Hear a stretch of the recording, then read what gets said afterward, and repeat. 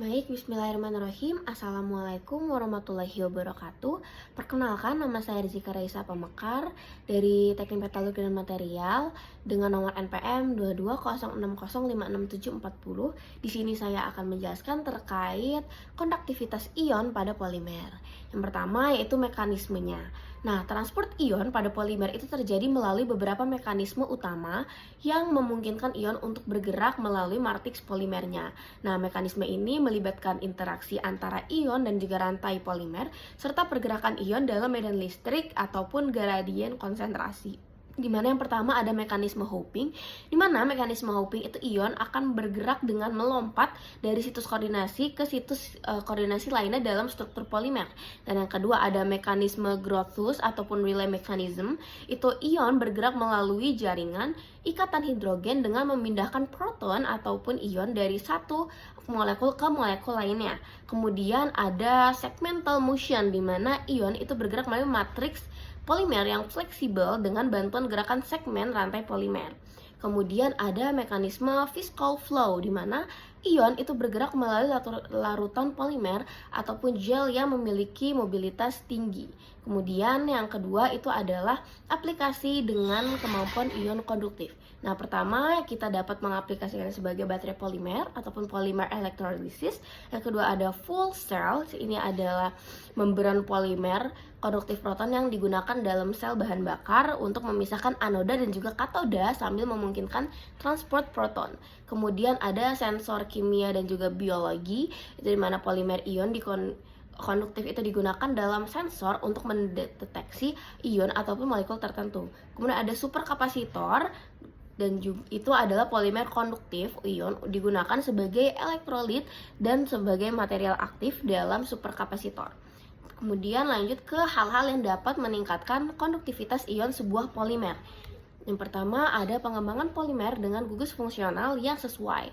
Nah, gugus fulsonat, karboksilat, fosfonat, gugus hidroksal ataupun amina itu dapat memberikan peningkatan dalam konduktivitas ion. Kemudian ada pengoptimalan struktur morfologi. Nah, itu ada porositas dan juga jalur lokasi, di mana meningkatkan porositas dan menciptakan jalur per lokasi itu akan memfasilitasi pergerakan ion.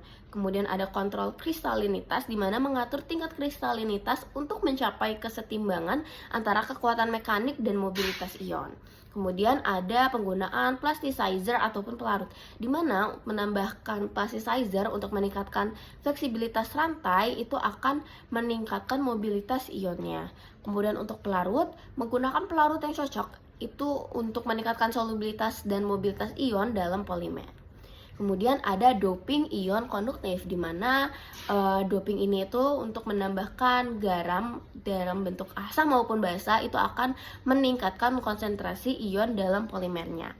Kemudian ada rekayasa struktur polimer, di mana ini ada membuat kokopolimer dengan blok yang berbeda untuk mengoptimalkan jalur ion dan juga stabilitas strukturalnya.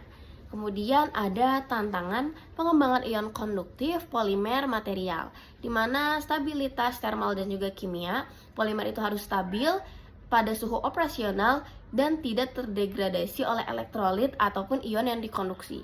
Kemudian ada homogenitas distribusi ion, di mana kesulitan dalam mencapai distribusi yang merata dari dopan ataupun gugus fungsional yang konduktif ion. Kemudian ada kompatisibilitas mekanik dan juga konduktivitas, di mana menjaga kesetimbangan antara fleksibilitas, kekuatan mekanik, dan juga konduktivitas ion, di mana polimer konduktif ion itu harus cukup kuat untuk aplikasi praktis, tetapi juga cukup fleksibel untuk memfasilitasi transport ion. Kemudian pengaruh kelembapan dan suhu lingkungan, di mana kelembapan dan suhu lingkungan ini dapat mempengaruhi konduktivitas ion dan juga stabilitas dari polimer. Kemudian biaya produksi dan juga pemrosesan, di mana biaya yang tinggi untuk bahan mentah dan proses pembuatan polimer konduktif ion yang kompleks itu dapat menjadi hambatan untuk aplikasi komersial skala besar. Kemudian yang terakhir degradasi dan juga umur pakai.